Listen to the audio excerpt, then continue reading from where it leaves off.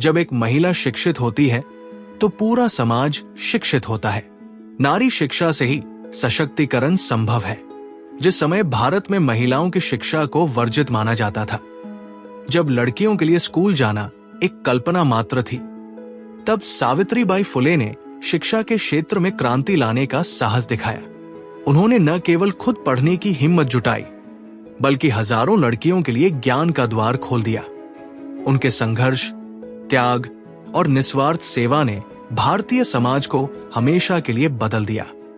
3 जनवरी 1831 महाराष्ट्र के एक छोटे से गांव नायगांव में जन्मी सावित्रीबाई फुले एक साधारण किसान परिवार की बेटी थी। उस समय लड़कियों को पढ़ाने का कोई प्रावधान नहीं था, बल्कि उन्हें शिक्षा से वंचित रखने के लिए कठोर सामाजिक और धार्मिक नियम बनाए गए थे। लोगों का मानना था कि अगर लड़कियां पढ़ेंगी तो वे बिगड़ जाएंगी। लेकिन नियति ने सावित्रीबाई के लिए कुछ अलग ही लिखा था। जब उनकी शादी मात्र 9 वर्ष की उम्र में ज्योतिराव फुले से हुई, तब किसे पता था कि ये विवाह भारतीय समाज के लिए एक क्रांतिकारी मोड़ लेकर आएगा। ज्योतिराव फुले स्वयं एक समाज सुधारक थे। उन्होंने सावित्रीबाई में शिक्षा की अलग जगाई और उन्हें पढ़ाने का निश्चय किया। उन्होंने न केवल खुद उन्हें पढ़ाया, बल्कि पुणे के एक मिशनरी स्कूल में भेजकर औपचारिक शिक्षा भी दिलवाई। ये एक ऐसा कदम था जिसकी समाज में कल्पना भी नहीं की जा सकती थी। जब सावित्रीबाई फुले ने शिक्षिका बनने की ठानी और समाज की बंदिशों को तोड़कर स्कूल जाने लगी, तो रूढ़िवादी समाज इसे सहन नहीं कर सका। गांव के लोग उनके इस कदम से नाराज हो गए। जब वे स्कूल जाती थी तो उन पर कीचड़, पत्थर और गोबर फेंका जाता था। लोगों का मानना था कि एक औरत का शिक्षित होना धर्म के विरुद्ध है। कई बार उन्हें धमकियां दी गई, यहां तक कि उनके परिवार को भी अपमानित किया गया। लेकिन सावित्रीबाई ने हिम्मत नहीं हारी। उन्होंने घर से निकलने से पहले एक साड़ी अतिरिक्त रखनी शुरू कर दी, ताकि अगर कोई उन पर गंदगी फेंके तो वे स्कूल पहुंचकर खुद को साफ कर सकें और आत्मसम्मान बनाए रखें। उनकी इसी जिद और संघर्ष ने भारत में महिला शिक्षा की नींव रखी।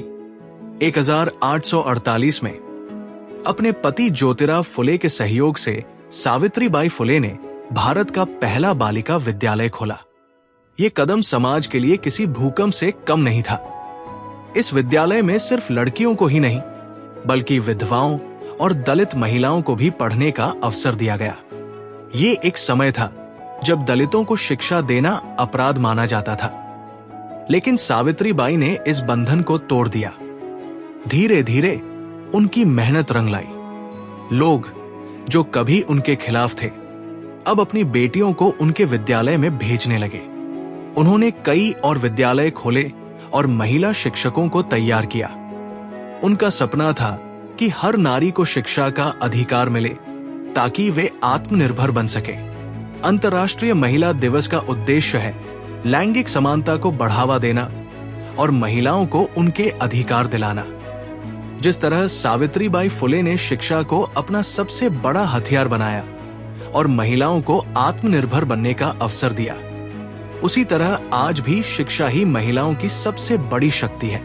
आज भी अगर हर लड़की को शिक्षा का समान अवसर मिले, तो वो न केवल खुद का भविष्य संवार सकती है, बल्कि पूरे समाज को बदल सकती है। इस अंतर्राष्ट्रीय महिला दिवस के अवसर पर हमारा उद्देश्य है कि हम देश की ऐसी महिला से आपका परिचय कराएं, जो सम्मान की सबसे ज्यादा हकदार है।